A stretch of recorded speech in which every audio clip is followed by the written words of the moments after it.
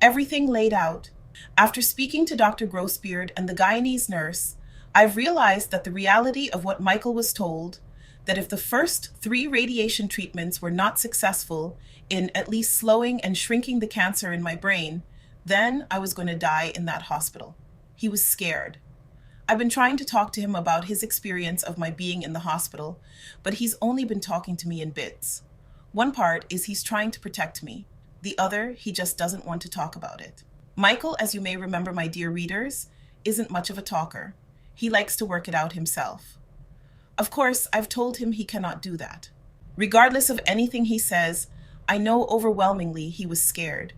I can see it in his eyes no matter how much he extrudes the strength for both of us. He talked to my mom the most, which is what helped me to understand. He slept in his car the entire time 2 blocks from the hospital. He took the dog and Elon away so he can focus on me. He took off from his job and has now filed for leave of absence for the next 3 months so he can take care of me. He called who he needed to tell this, and my mom and Cindy were the only 2 people who were told the reality of this, so she knows the full details. I've spoken to her, and she's confirmed this. He reached out to my friends, but he didn't tell them all details. I don't even remember anything, but from what I've been told and shown, it's bad. Always asking where Elon and Mommy are. So yes, my husband took the initiative. He secured what he needed, plus he was coordinating with Elon's school. I also know he is looking into alternative treatments that are going to cost nearly $1,000. My aunt is helping us with that. They are supposed to be all natural herbal medication/remedies. Granted, they may not cure me, but at least give me more time to see things through, like Elon's care.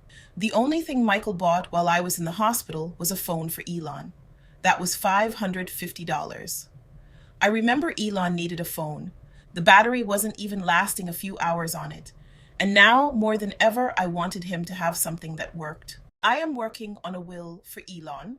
I'm also thinking I have to put in writing now legal protection for Elon to remain here, possibly with Silvana, until his father is legally living here, but Michael must have access to him. I plan to put this in writing so they can continue their relationship. This is important to me because I know they're close, and I know they both appreciate the relationship they have. It's also important to me because Elon and I are the only real family Michael has. I plan to sit with my mom to discuss this and put it in writing in my own way before having this continued conversation with my friend Yasmin, who has promised to help me get it done legally. But I want it done as soon as possible.